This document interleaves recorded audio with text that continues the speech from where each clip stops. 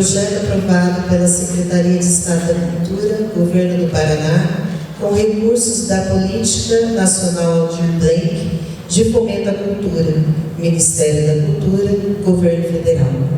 Sejam todos bem-vindos à palestra Ouça os Tambores. E que rufem os tambores.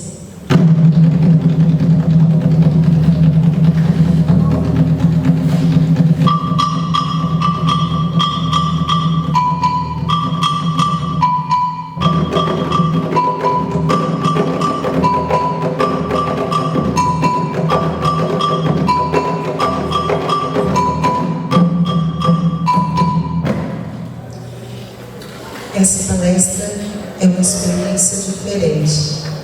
Ela não é igual às palestras que vocês têm hábito de ouvir ou de assistir. Essa palestra é uma experiência de sentimento. Eu quero que vocês levem daqui reflexões, criatividade, posicionamentos, rupturas e novos horizontes. Eu vou fazer um percurso histórico sobre a trajetória do negro na sociedade brasileira. Essa palestra é composta por dois momentos. O primeiro momento é essa reflexão sobre toda a trajetória e experiência, e o segundo momento vocês vão fazer um plano de ensino, que na verdade é uma experiência também colaborativa, para tentar buscar estratégias de se trabalhar com a questão afro-brasileira em sala de aula. Certo? Combinado? Podem cantar, pode levantar, pode dançar, se vocês sentirem vontade. Tá bom?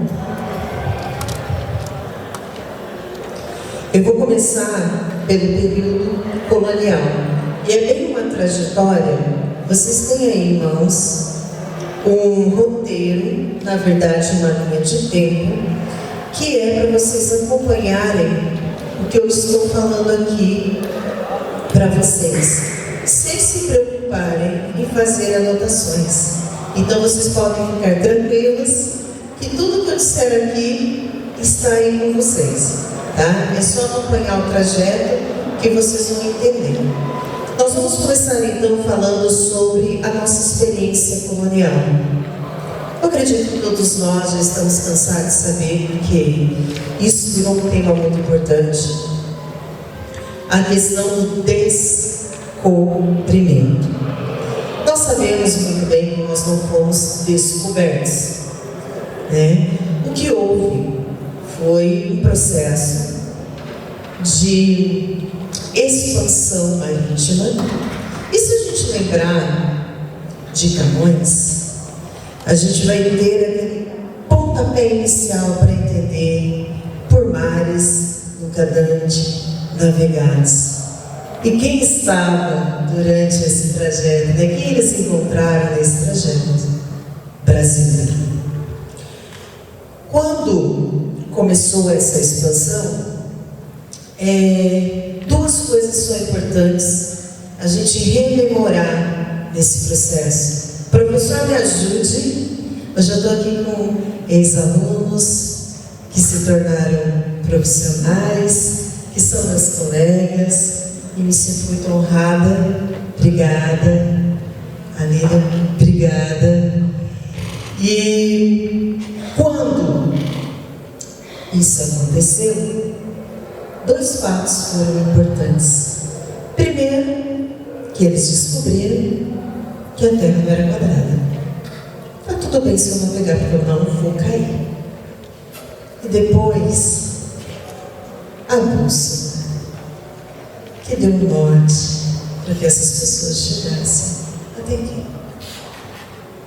Não se enganem, nós sempre fomos gananciosos. E começaram as grandes expansões marítimas. Durante o período colonial, nós tivemos em 1500, que nós chamamos o processo de colonização. Pontos importantes. Quem veio para o Brasil, depois de invadido, não foram os europeus do alto escalão. Foram os degradados. Então nós tivemos aqui as pessoas mais difíceis. Não tem para onde mandar? Vai para o Brasil. É castigo ir para o Brasil. Se vocês lembrarem, tem um livro da Ana Miranda, se não conhece, vale a pena, Desmundo. E fala justamente como foi um pouquinho dessa história de colonização que não queria mistura. Então eu não vou chegar aqui degradado, mas eu vou esquecer muito degradado. Cheguei aqui branco. Eu vou chegar aqui degradado, mas eu não quero me misturar com os indígenas, esse povo selvagem. E aí, que venham as ordens. E assim começou a civilização europeia no Brasil. Veja bem, esse processo de colonização, ele vai se efetivar, vai começar isso tudo em 1530, com o tráfico de escravos. Por que isso começa? Todos nós sabemos que os nossos índios, o nosso povo, era dado a prática da caça e da pesca. E precisavam plantar uma terra tão rica, né? E como nós sabemos também, o grande povo responsável pela tecnologia da agricultura são os africanos. Então, por que não? Por que não trazer? E aí começa, em 1530, o tráfico de escravos. E eu já vou adiantar para vocês que todo esse processo já começa, eu vou usar algumas palavras diferentes, tá? Um grande recalque. Os portugueses também não tinham lá essa ascensão que nós já sabemos, criando um complexo colonial. Portugal também tinha uma interidentidade subalterna em relação aos europeus. E aí, se nós lembrarmos as palavras de Antônio Cândido, relacionando a literatura, mas também a nossa história, desde o começo disso tudo, nós somos apenas um galho do grande arbusto. Mas veja bem, esse complexo de subalternidade é porque eles não conseguiam ser como os europeus.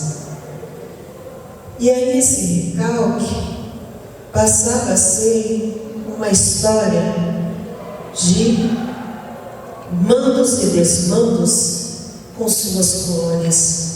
E no caso, Brasil. Então nós somos a cópia da cópia. É isso aí mesmo, gente. E nesse início da civilização são degradados. Tá tudo bem. A nossa história é essa. Tá? Não podia dar outra coisa. Certo?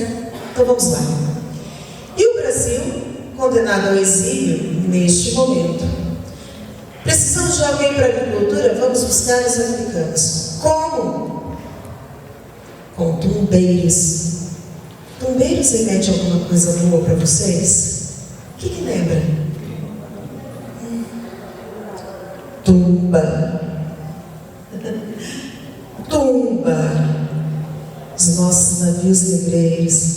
Tumbas. Por quê? Veja bem, para os africanos chegarem aqui, eles levavam primeiro de 300 a 500 escravos por viagem. Veio a imagem para vocês do navio? Não é esse que vocês conhecem, não. Modifica. Dá para modificar mais? Piora um pouco. Deixa bem mais pequeno. Esse aí. Então veja bem. Eles levavam de 300 a 500 escravos e o tempo de viagem partindo de Angola para Pernambuco, 35 dias. De Angola para Bahia, 40 dias. De Angola para o Rio de Janeiro, 50 dias. Eu estou falando de 50 dias de pé. Talvez, com muita sorte, sentado. Já experimentaram isso? Tá. 2 grandes grupos étnicos foram trazidos para cá. Os sudaneses, originários da Nigéria, Daomé e Costa do Marfim, e os bantus, capturados no Congo, Angola e Moçambique. E isso se estendeu por 3 séculos. Fizeram um bom trabalho os degradados. 3 séculos. E aí, em 1850, começaram a pensar talvez numa possibilidade de libertar um sistema que já não dava mais para funcionar. Né? Veja bem, essa história ela está sendo muito problematizada hoje. Por quê? A gente aprendeu na escola, eu aprendi. Acredito que as gerações daqui já não aprendeu mais, mas eu aprendi assim. Eu tenho certeza que vocês aprenderam assim. Não vou entrar em outros estados, tá?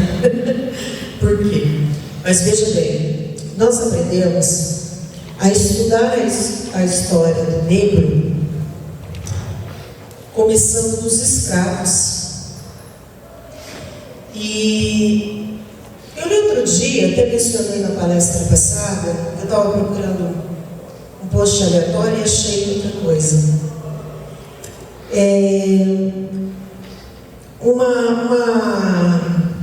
Me marcou demais a frase, um banner, que dizia assim: eu não sou filho de escravos.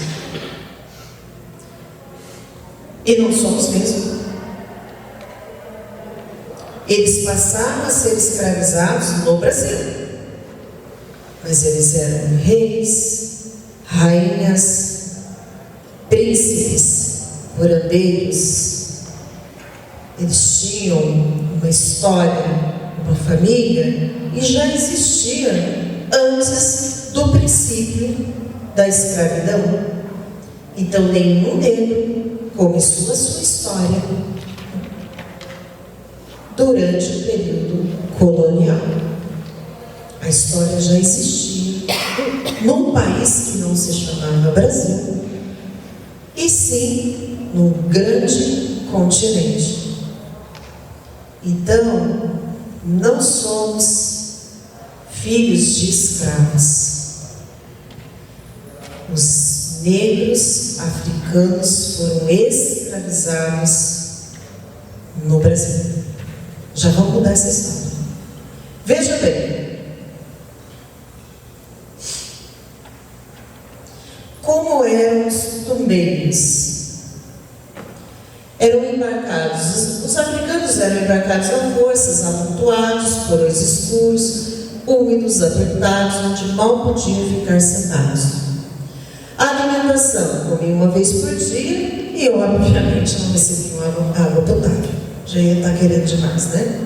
As condições de higiene eram precárias, dieta pobre de vitamina C, facilitava a transmissão de doença, como escorbuto, varíola, sarampo, febre amarela e doenças gastrointestinais. Violência. Os homens eram acorrentados. Não pensem vocês que eles fizeram. Não. Nós estamos falando de guerreiros. Eles lutaram. Muitos lutaram. E a gente esqueceu dessa história. Como Teresa de Benguela, que ainda é rememorada. Como Rainha Luege, que ainda é rememorada. Muitos esqueceram, mas essa história existe. Os homens eram acorrentados para evitar revolta e as mulheres sofriam violência sexual por parte da tripulação que não queria miscigenar. Não queria. Tanto que as ordens vieram para atender essas expectativas de não se misturar.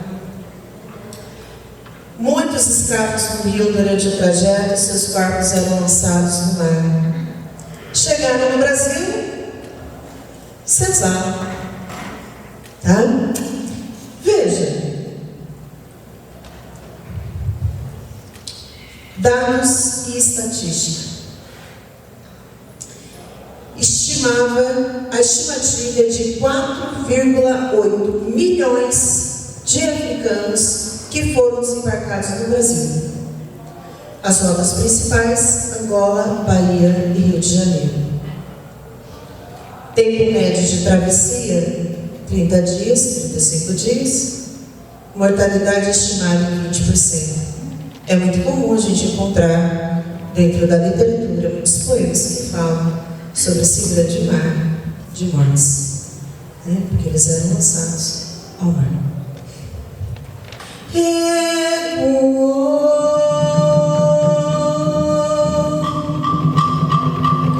Um canto forte na senzala,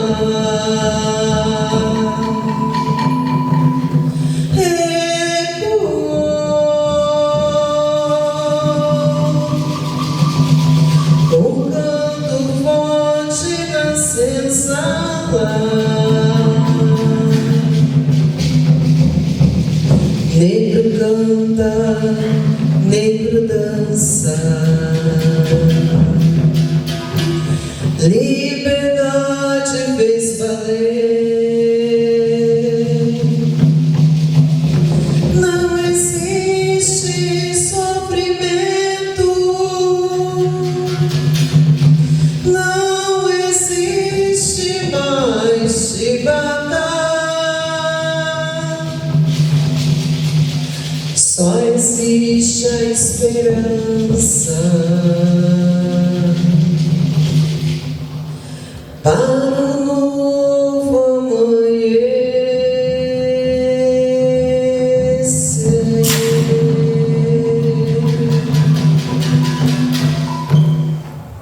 Ecoou um canto forte na senzala. Ecoou um canto forte na senzala. Negro canta, negro dança, liberdade fez valer.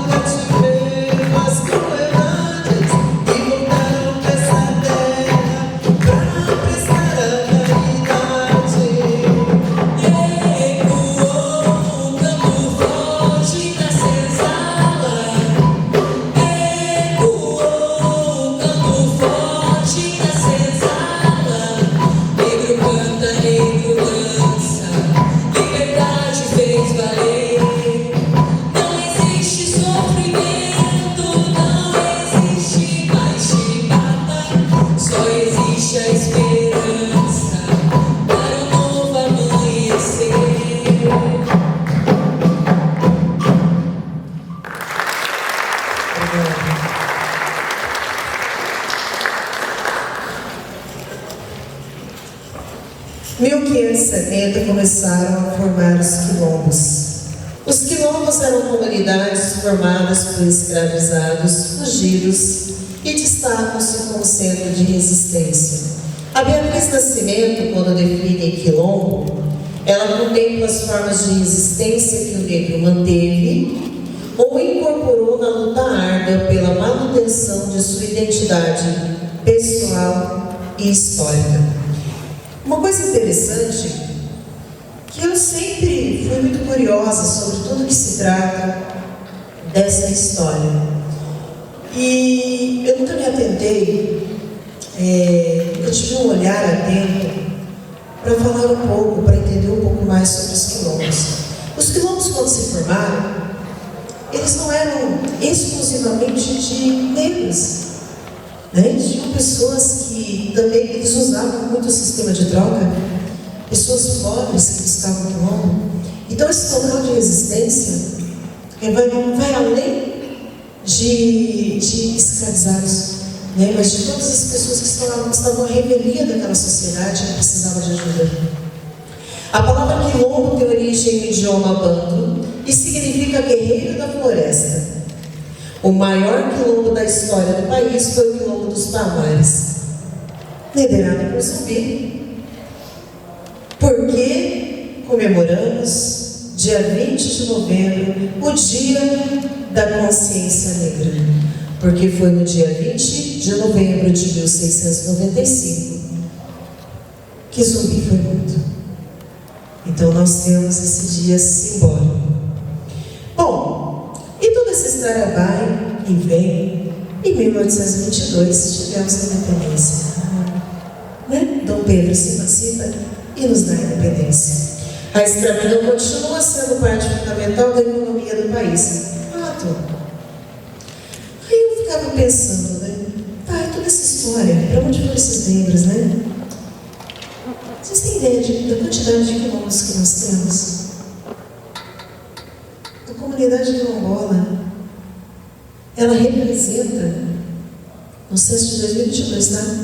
1.327.802 pessoas. É bastante, né?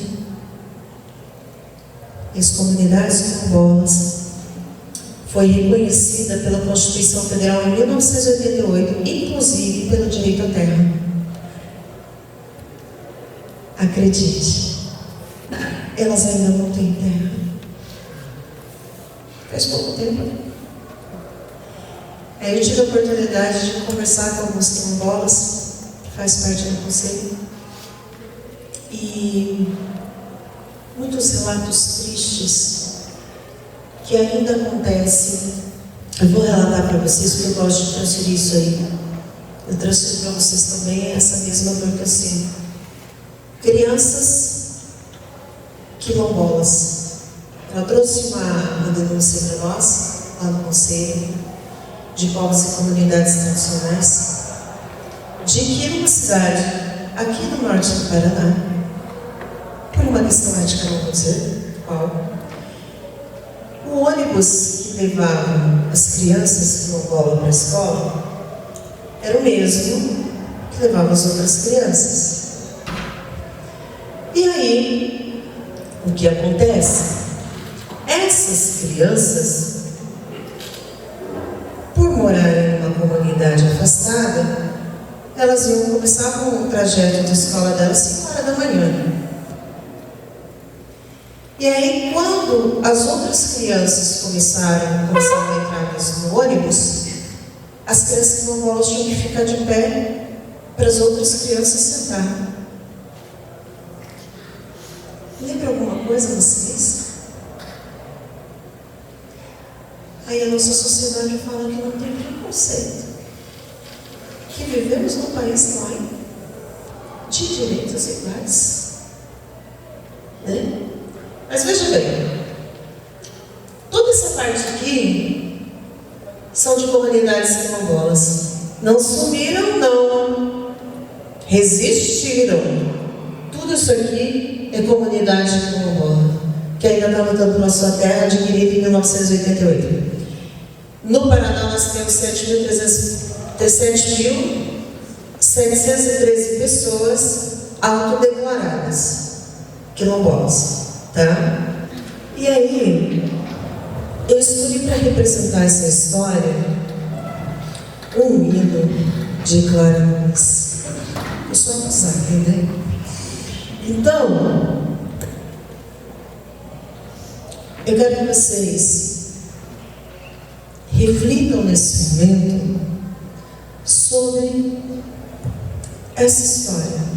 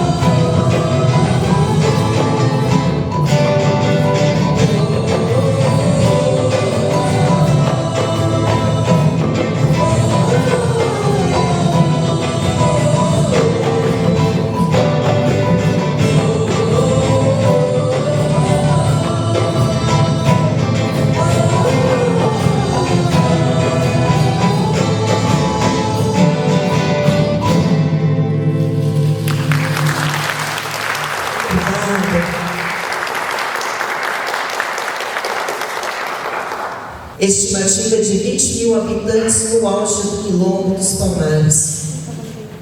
Palmares existiu por cerca de 100 anos contra as forças coloniais. E como eu já disse, o IBGE indica que 1.327.802 pessoas se autodeclararam quilombolas no Brasil. E entramos então no período colonial, período imperial. É um período muito bonito, né, professor? É muito bonito, cheio de pompas, né? Veja bem, nós vamos falar de 1822 a 1889. Fiz esses recortes significativos. 1831, a primeira lei contra o tráfico de escravos, a Lei Feijó, que ninguém deu bola. Ninguém deu bola. 1850, nós tivemos a Lei Eusébio de Queiroz, que proibiu o tráfico de escravos africanos. Todo mundo sabe que é mentira, né? Não podia mais. Mas criaram a lei. 1871, a Lei do Ventre Livre, que determinava que os filhos de escravizados, nascidos a partir daquela data, seriam livres, mas não garantia a liberdade imediata, porque eles ficavam sob tutela. O brasileiro é criativo, né? 1885, Lei dos Sexagenários, que libertava os escravizados com mais de 60 anos, mas poucos conseguiam usufruir devido às condições precárias. Nem chegavam aos 60. 1888, Princesa Isabel assinou a Lei Áurea, que nós sabemos também que é um mentira. Ela não teve opção. Aí dá para acreditar, gente? Eu vou contar. Vocês vão acreditar. Mas eu vou contar. O que aconteceu após a assinatura da Princesa Isabel? Aqui, ó. De 31 a 88, são mais de 50 anos de luta, resistência, determinação, morte. E o que fez depois? Alguém sabe o que aconteceu depois da assinatura? Eu não vou contar agora.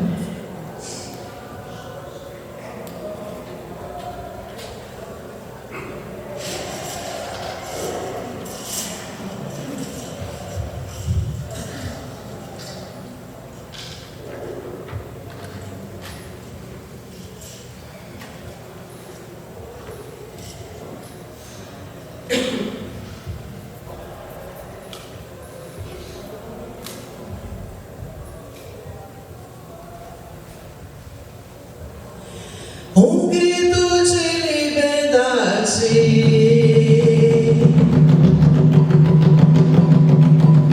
e a corrente se quebrou.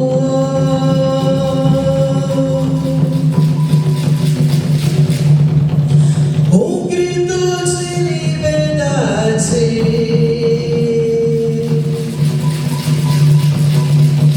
um grito que me apoiou.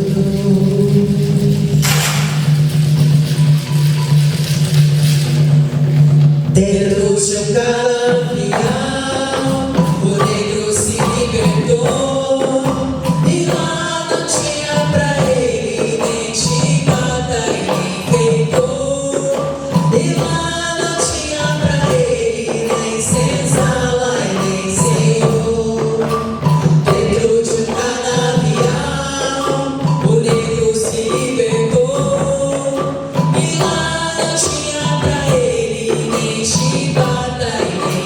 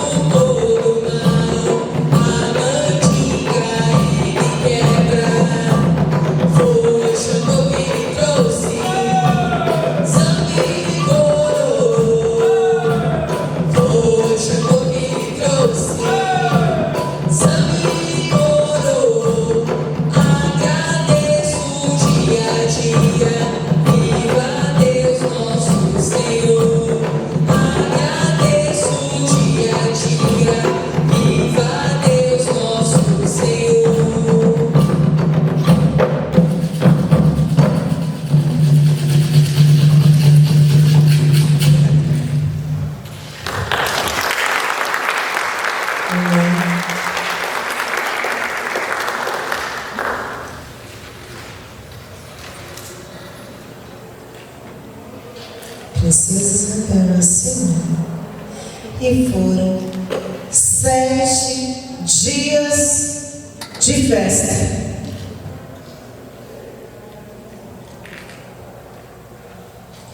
A expectativa popular nas ruas do Rio de Janeiro.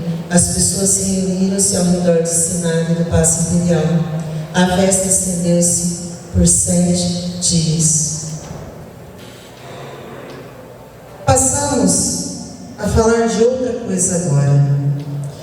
O racismo, né? O sistema racista negou os direitos básicos, como acesso à terra, à educação, ao emprego digno e à cidadania plena. Eu te jogo aí, e aí? E ainda não o bastante, como não tinha mais um trabalho barato, de graça, né? Vamos jogar eles para a sociedade, que eles não servem mais. E a imigração europeia vai ocupar os postos de trabalho e fomentar a economia. Gente, além de jogar, ainda coloca tudo no lugar, tá? E começa a perpetuação da pobreza. Naquele momento começaram também a surgir os cortiços. Lembram, meninas, do cortiço? O professor vai lembrar vocês. Começaram as favelas, o trabalho, salário muito baixo, socialmente deprimidos. Quando fala de repressão, é isso mesmo, né? Dada a Constituição da Primeira República, os negros não podiam transitar pelas ruas do Rio de Janeiro se eles não estivessem trajados e calçados. Veja, já passaram as férias sem usar um sapato fechado? Com certeza, todo mundo já, né? Deixa eu ver. Depois olha e coloca o tênis, olha ao redor do trabalho, o que acontece? Dói, dá uma inchada, não dá? Agora imagina quem ficou 50 anos sem usar um sapato, 40 anos. E aí eles não se deixaram levar, né? Alguns sociólogos relatam que eles buscavam as roupas e os calçados nos túmulos. Eles voltaram para os túmulos e usavam as roupas das pessoas que estavam lá, já tinham morrido, porque eles precisavam de roupa, eles precisavam de sapato, só eles não podiam trazer, né? Bom, além de tudo isso, começou a surgir uma teoria, que é a teoria do branqueamento. O que é isso? A Nina Rodrigues explica. É a degeneração crescente e a impossibilidade de constituição de um povo brasileiro habilitado à civilização, como defendia Nina Rodrigues. Não estávamos habilitados. Aí eu vou reforçar aqui, do Silvio Romero. A regeneração racial que levaria ao desaparecimento progressivo dos negros e mestiços de pele escura, tido como inferiores, e ao branqueamento paulatino do conjunto da população. Olha que ideia mirabolante. A gente vai miscigenar, até que não vai ter mais. Vai branquear. Esse podia estar aqui hoje, né? Vamos lá. A ideologia do branqueamento, agora já estou vendo, Munanga, presente no processo de miscigenação, conformou no Brasil a construção de uma identidade nacional baseada na herança branca europeia, negando qualquer possibilidade de se pensar em alguma identidade alternativa fundamentada na herança negra de origem africana. Nós não tivemos essa possibilidade. E aí, nós saímos do processo de escravocratas e passamos a estruturar em nossa sociedade o que nós chamamos hoje de racismo estrutural. Não temos quilombos, não temos senzalas, mas nós temos favela, nós temos falta de oportunidade. Isso é racismo estrutural.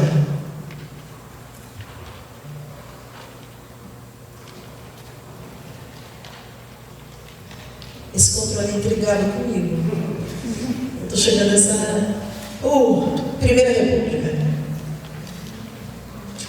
1889, a Constituição da Primeira República. Estamos caminhando. Processo de reintegração. A teoria é linda. Vamos reintegrar. E aí, eu vou combinar aqui com a Constituição de 1988. Tá? Veja, lutas para o reconhecimento. Em 1889, com a promulgação da Primeira República do Brasil, os negros recém-libertos enfrentam a exclusão social e econômica. Começam as revoltas e as lutas e as batalhas, como sempre foi. A revolta da Chibata, em 1910, com João Cândido. Depois nós tivemos, porque eles eram tratados e corrigidos com Chibata na Maria, porque a maioria eram negros. Não acabou a Chibata lá atrás, não. A Frente Negra Brasileira, em 1931, que vem dar todo o suporte e abertura estrutural para depois o surgimento do movimento negro. E o Teatro Experimental Negro, em 1944, com Abdias do Nascimento, que é um ícone para nós. O movimento negro que passa também por 4 fases, responsável por muitas lutas, né? Primeiro, em 1889 até 1937, interessante. Ele passa por fases porque nessas fases ele foi interrompido e proibido, censurado. Tá? Não é porque ele quis, não, censurado. Aí ele se reergue, né? Em 1945 a 1964, nem preciso contar quem censurou nessa época, né? Data já diz, né? E depois, terceira fase, em 1978 e 2000, com a ditadura militar, né, veio até a nova república. Fábio, quarta fase, já é o momento que nós podemos falar tranquilamente de feminismo negro, que aparece nas mulheres, se destacando, não que elas não existiam, elas só começam a ter espaço, voz, empoderamento. Surge também os diferentes coletivos que vai falar sobre esse empoderamento negro, feminino negro, as cotas raciais, que ainda é uma polêmica, nos campos educacionais e do trabalho, a valorização das religiões de matrizes africanas, dentre outras coisas, seu Petrônio do Mix. Importante. Nós temos as religiões de matrizes africanas, mas é salutar dizer que nós temos fundamentado pela cultura afro-brasileira a única religião eminentemente brasileira, que se chama Umbanda. Tá? Vou falar esse negócio integrado comigo? Agora chegou a hora do nosso ensaio, lembra?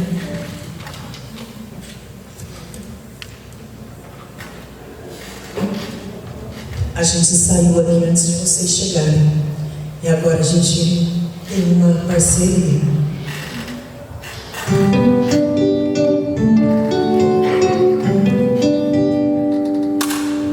Eu vim da mãe África, eu vim do quilombo. Já fizeram tanto pra eu tombar, mas eu não tombo.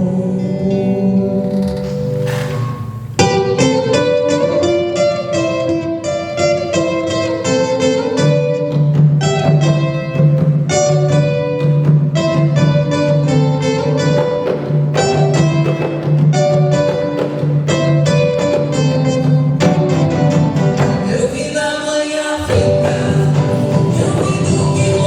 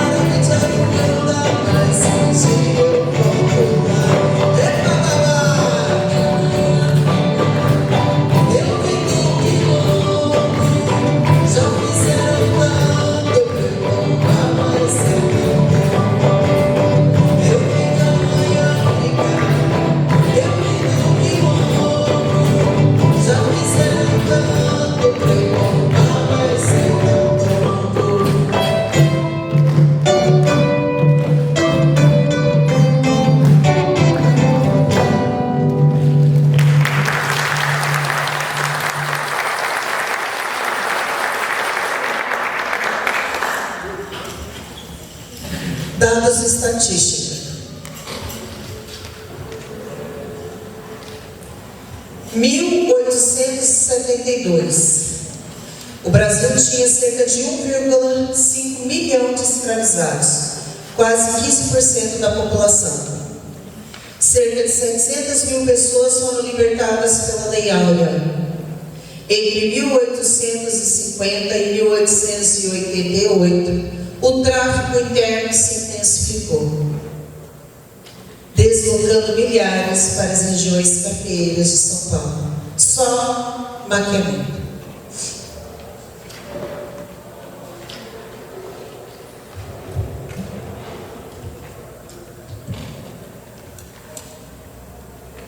Foi de primeira agora.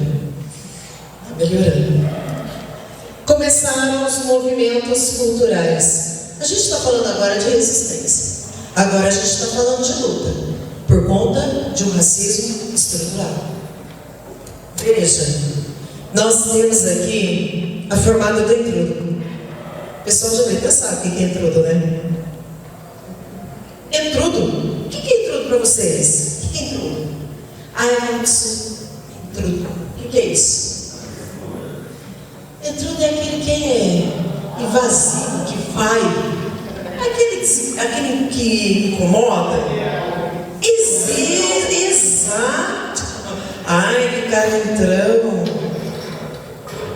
Já viu essa expressão? Ai, que calentrona. Intrudo era o carnaval do Rio de Janeiro, dos negros.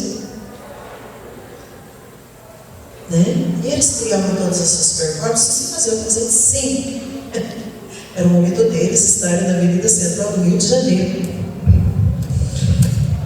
E nós tivemos também a capoeira, que se tornou esporte em 1934.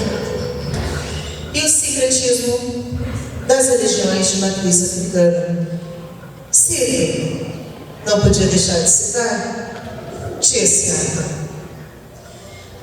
Primeiro terreiro de resistência, onde se reuniam os nossos grandes sambistas, Donga, saudoso Donga. Eu só vou lembrar um pouquinho aqui da fala de Macunaíma. Era julho e o tempo estava inteiramente frio.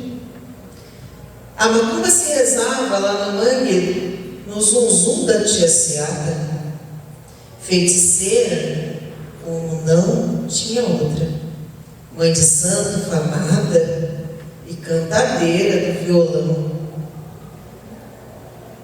Às 20 horas, Macunaíma chegou na biboca, levando debaixo do braço o garrafão de pinga obrigatório.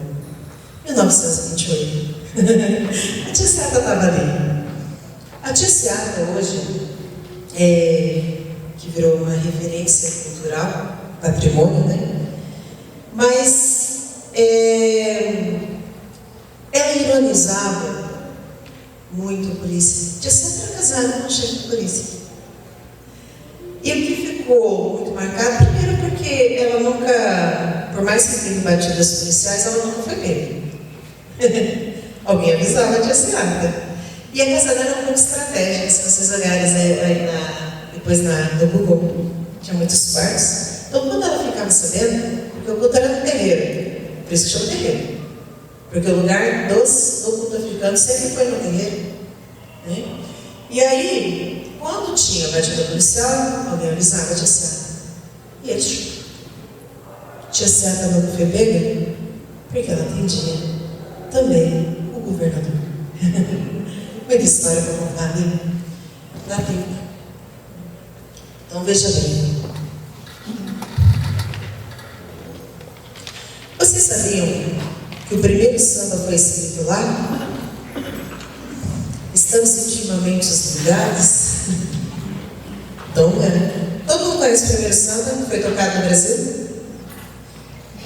Alguns dizem, né, dentro das análises, que é uma crítica aos jogos, o sistema de jogos, de jogo do Rio de Janeiro. que esse sambista faz. Eu vou um pouco além. Eu acho que não é só isso. Porque ele sempre avisava muito. Então, como não podia se falar tudo, como sempre, ele sempre falou isso aí. Aí eu fico para a imaginação de vocês, o que o chefe andava avisando. Ah? Agora sim, melhorou, né? Já não canta bem, né?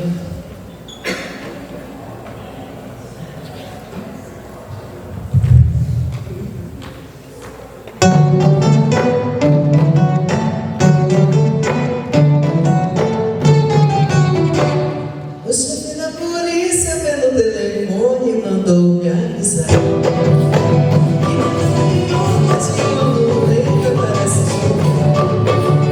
O chefe da polícia pelo telefone manda me avisar que me tá de uma muleta para se jogar. Ai, ai, ai, deixa as mágoas para trás. Ai, ai, ai, fica triste, esquece, rapaz, criança. Ai, ai, ai, deixa as mágoas para trás, rapaz. Ai, ai, ai, fica triste, esquece, rapaz, criança.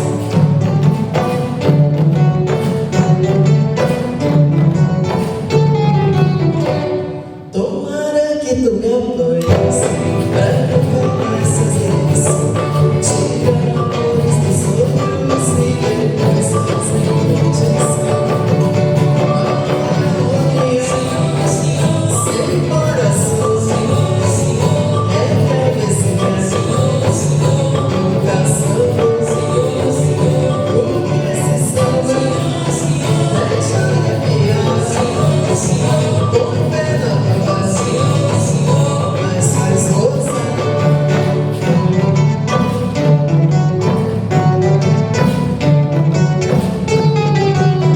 O Piro me disse, se você dormisse, não fazer tolice. Quem não saísse dessa esquisitice, me disse. Mas o Piro me disse, se você dormisse, não fazer tolice. Quem não saísse dessa esquisitice, me disse. Ai, ai, ai, deixa as mágoas para trás, rapaz. Ai, ai, ai, fica triste, Zé, rapaz. Ai, ai, ai, deixa as mágoas para trás, rapaz. Ai, ai, ai, fica triste, Zé, rapaz,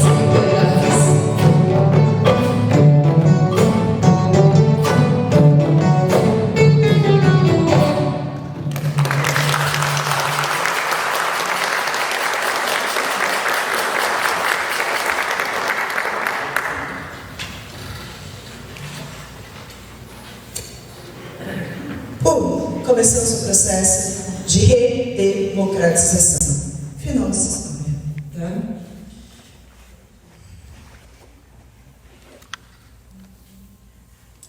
Agora eu vou falar um montão de coisas que eu só peguei alguns, tá? 1988, a Constituição Brasileira reconhece oficialmente o racismo como crime inafiançável e imprescindível. 1988. 1995, realização da Marcha Zumbi dos Palmares, marcando 300 anos da morte do Zumbi.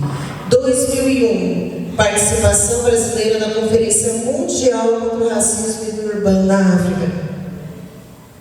Estamos falando de racismo. 2003, motivo pela qual vocês estão aqui. 10.639, torna obrigatório o ensino da história cultural brasileira nas escolas, e depois veio 11.645, dentre outras normativas, do ensino superior também.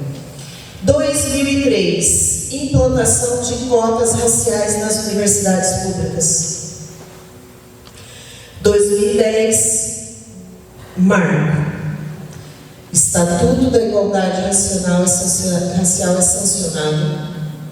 garantindo direitos e reconhecimento das contribuições da população negra na sociedade. 2010, aprova a Lei de Cotas Raciais para as Universidades Federais. 2015, Lei de Cotas no Serviço Público Federal entrou em vigor, ampliando o acesso da população negra a cargos públicos. Nós não estamos falando de um ponto que é muito debatido, a Lei de Cotas, de dizer que então ele não sabe, por isso ele tem cota? Por que ele é melhor que eu? Porque ele tem que ter cota? Então eu sou diferente porque ele tem que ter cota e eu não posso ter cota? É simples. Olha do lado. Observe. Cotas não é nenhum ato de bondade. É início de processo de reparação. Reparação.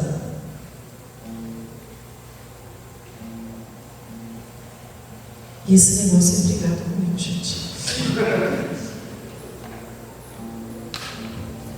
Eu escolhi essa música, na verdade, de Jorge Aragão, que também é um hino, porque ele escreveu quando ele passou por uma situação de racismo. O produtor dele foi barrado no hotel no dia de uma apresentação. Eles acharam que ele não ia pagar. Imagina por quê? Por que vocês acham? Porque ele era preto. Tá. Agora eu quero saber de vocês. Alguém aqui já presenciou, ficou sabendo, leu no jornal ou passou por uma situação de racismo na nossa sociedade que não é racista? Alguém já fez isso? Já? Levanta a mão para mim. Obrigada, espera só um pouquinho. Eu estudei na Universidade de São Paulo, na Faculdade de Filosofia, Letras e Ciências Humanas, a FEFELESH, uma unidade que é acusada de muita diversidade, muita droga e sacanagem. Não achei essas disciplinas, mas do quadro imenso de docentes da FEFELESH, tinha um único professor negro, o professor Emerson Inácio. Um único professor negro. Fato. Rapidinho, eu sou professor e eu estudo todos os dias alunos meus 6º, 7º, 8º, ensino médio, que são abordados pela polícia por estarem andando na rua. Ontem mesmo um menino do 7º ano, ele disse que estava andando na rua, era umas 8h30 da noite, iniciei.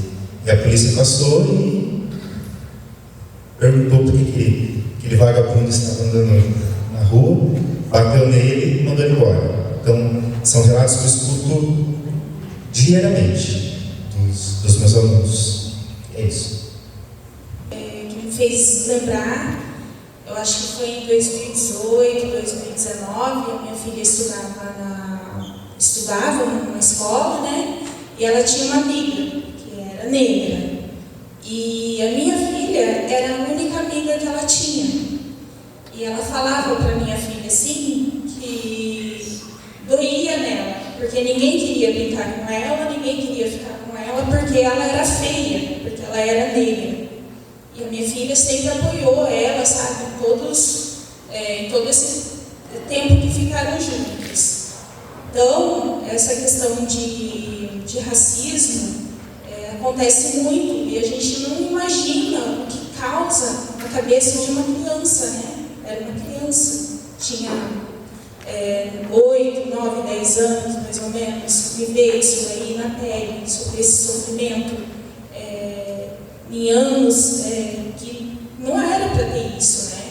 Acho que, assim, é uma coisa que me pega, me dói, quando eu lembro, e eu fico, assim, feliz pela minha filha reconhecer e perceber que a cor não diz nada, sabe?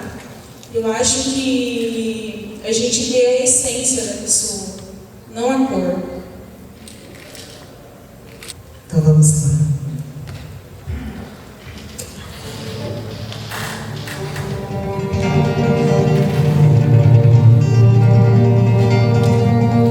Elevador é quase um templo, exemplo pra mim na atenção. Sai desse compromisso, não vai no de serviço. Se o social tem dono, não vai. Quem seja vez não quer vitória, somos herança da memória. Temos a cor da noite, filhos de doações, fato real de nossa história. Se preto de alma branca pra você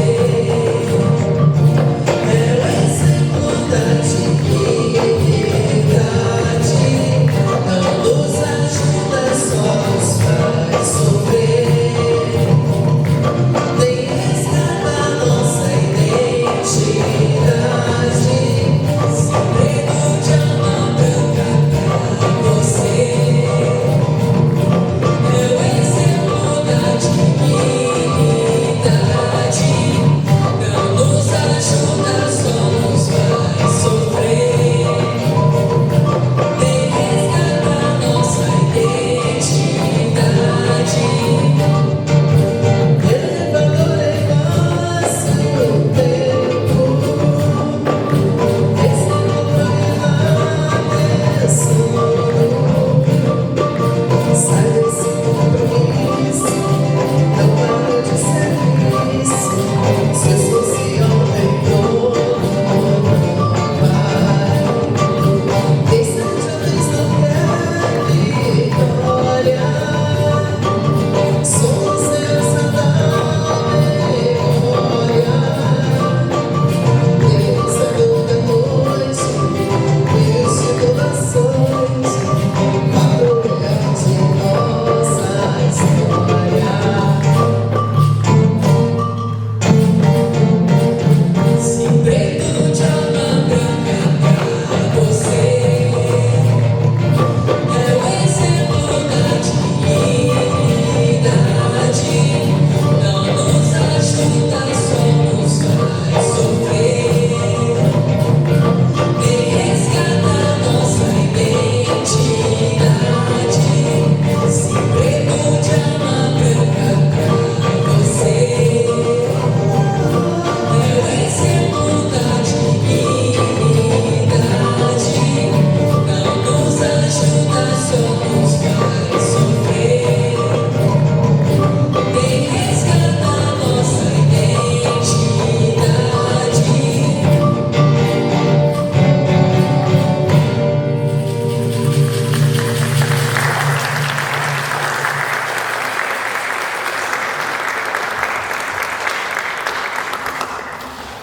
Deixa eu falar um pouquinho que não tem racismo no Brasil. IBGE 2022. Negros representam 56,1% da população brasileira. O IPEA de 2021 diz que a taxa de desemprego entre negros é cerca de 40% maior que entre brancos. Negros compõem 75% da população abaixo da linha de pobreza. 75%. Vamos deixar a hipocrisia de lado.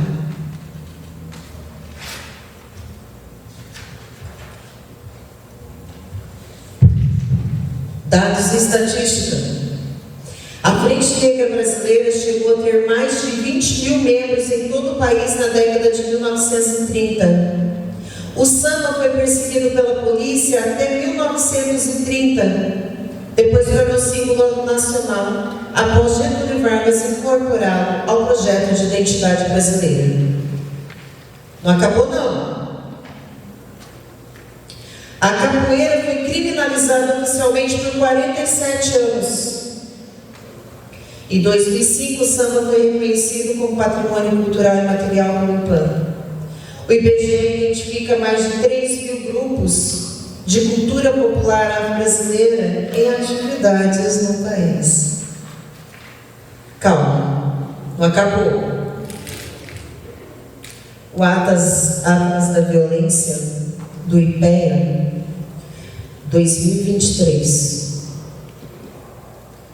Negros representam 77% das vítimas de homicídio no Brasil. IBGE de 2022. Negros são 54,9% dos estudantes das universidades públicas, resultado das políticas de cotas que todo mundo critica. A cada 23 minutos, um jovem negro é assassinado no país. Dados do Fórum Brasileiro de Segurança Pública. Vamos refletir quando a gente falar que não tem racismo no Brasil.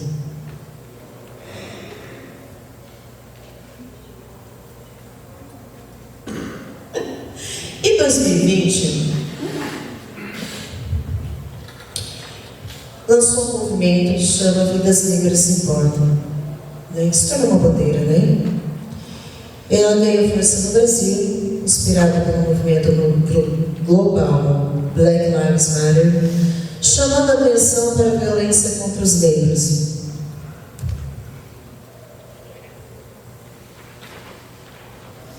E eu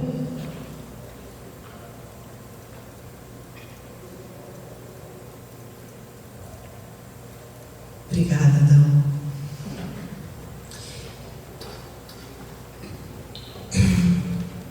Quero encerrar a minha fala hoje com 2 pontos. Essa mulher extraordinária, tão extraordinária e importante na minha vida, que há 2 meses criamos a NEAB na UTF de Londrina. Adivinha o nome que eu dei? Conceição Evaristo. Tem uma cena do livro dela que eu vi. Acho que foi perto de quando lançou, mais ou menos 2003, 2005 que eu li. Data, né? De uma história de Ponciá, que tem essa descendência de escravizados. E essa fala eu devia ter feito lá no começo, mas eu quero fazer agora. E ela fala muito sobre essa mascaração que a gente sempre viveu na história escravagista do Brasil. Mas é o Senhor, tá? Um dia, o coronelzinho exigiu que ele abrisse a boca. Os coronéisinhos eram tutelados pelas outras crianças, né? Vocês lembram do Brás? O jovem Brás? Que gostava de cavalgar nas costas do pajé dele? Então tá bom. Aqui. Um dia o coronelzinho exigiu que ele abrisse a boca, pois queria mijar dentro. O pajé abriu. A urina do outro caía escorrendo quente por sua pele e pelo canto da sua boca. Se o moço ria, ele chorava e não sabia o que mais lhe salgava a boca, se o gosto da urina ou se o sabor de suas lágrimas. Conceição Evaristo.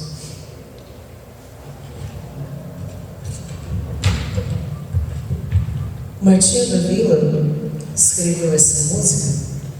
Eu vou pegar aqui porque eu não lembro tantos nomes, tá? Com Noca da Portela.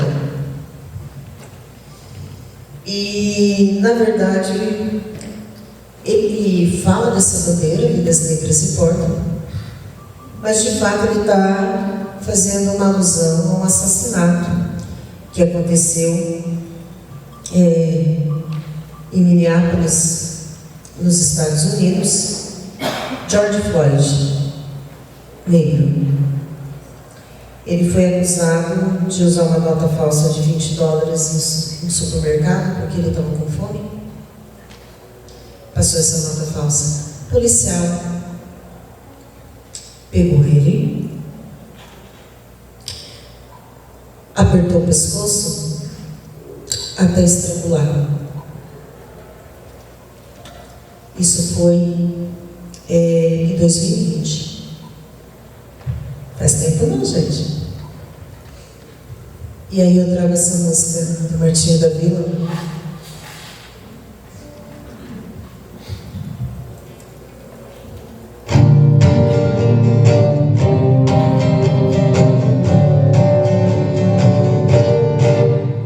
Ouça bem o que eu tenho a lhe dizer. Não existe diferença entre você. Ouça bem o que eu tenho a lhe dizer. Não existe diferença entre eu e você. O preconceito sem respeito nos separa. O que eu tenho a pele negra e você é pele clara. O preconceito sem respeito nos separa. Porque eu tenho a pele negra e você é pele clara. O racismo é um mal, mas o mal a gente cura. Mas um pouco de demora, amor e razão. O meu sangue é vermelho, da vermelha ponta do dedo. A batida no meu peito é mesmo que bate no dedo. Bate no meu coração de um lado, papo reto, que eu levei com o meu negro. Uma vida negra importa, ninguém assim não pensa, tem a consciência toda. Uma vida negra importa, ninguém assim não pensa, tem a consciência toda. Ouça bem o que eu tenho a lhe dizer. Não existe diferença entre eu e você. Ouça bem o que eu tenho a lhe dizer. Não existe diferença entre eu e você. O preconceito sem respeito nos separa. Porque eu tenho a pele negra e você é pele clara. O preconceito sem respeito nos separa. Porque eu tenho a pele negra e você é pele clara. O racismo é um mal, mas se mal a gente cura. Basta um pouco de demora, uma pura razão. O meu sangue é vermelho, da vermelha ponta do dedo. A batida no meu peito é a mesma que bate no dedo. Bate no meu coração de um lado, papo reto, que eu levei com o meu dedo. Uma vida negra importa, ninguém assim não pensa, tem a consciência toda. Uma vida negra importa, ninguém assim não pensa, tem a consciência toda. Claro que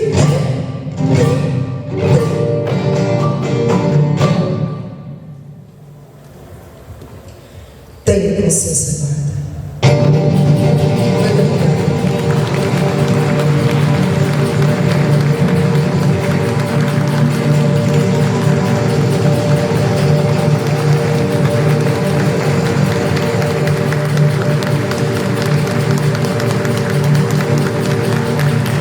Muito obrigada. Gente, a primeira vez que eu quero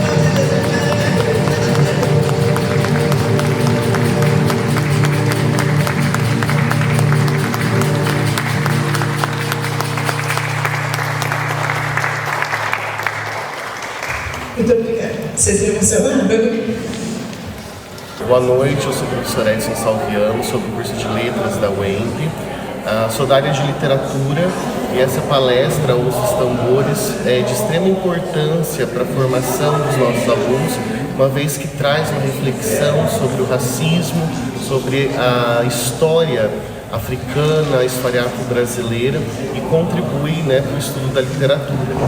Aqui eu tenho também alunas do curso de letras que fazem parte do PIBID, que é o projeto de iniciação à docência, e estão trabalhando com literatura afro-brasileira, indígena, e elas podem falar também da importância da palestra para elas. Pessoalmente, eu achei a palestra extremamente criativa, muito inspiradora. Nos deu muitas ideias para nós que temos que dar aula sobre educação antirracista e tudo mais, realmente mais aguçada. Foi uma experiência muito boa, muito rica, contribuiu para o nosso conhecimento e eu particularmente adorei a segunda parte da palestra que nos ensinou, nos orientou a realizar o plano de aula. Sem falar que foi lindo, né? Eu já fiquei arrepiada, ela começou a cantar de dom e eu falei, meu Deus, eu amo. Eu acho que o resultado dessa palestra, né, que traz informação, conhecimento, arte, música, né, reflete nas nossas alunas aqui. Muito obrigado. Obrigada. Nós que agradecemos. Salve família, sou o Wilson, sou aluno aqui da UTFPR de Cornélio Procópio, uma cidadezinha no interior norte do Paraná. E foi bem legal essa palestra musical que a doutora Silvana trouxe pra gente, para falar sobre a cultura negra brasileira, num momento fundamental, eu imagino e entendo, principalmente que estão retomando temas sobre o que é ser negro no Brasil hoje. Então, fundamental trazer esse contexto, esse conceito, para a gente entender como que trazer isso de forma lúdica, de forma didática, para os nossos companheiros alunos, professores que estão dando aula aqui também, para entender a importância do ser negro, do devir negro brasileiro aqui, que não é só a questão de cor, de fenótipo, mas também a questão política, de como a gente é líder na sociedade e como melhor forma de explicar isso do que com música, né, que é uma coisa tão negra e brasileira. Então, foi fundamental. Então, de parabéns e espero que vocês ocupem mais esses espaços aqui, principalmente no sul do país, que é tão fundamental. Estamos juntos.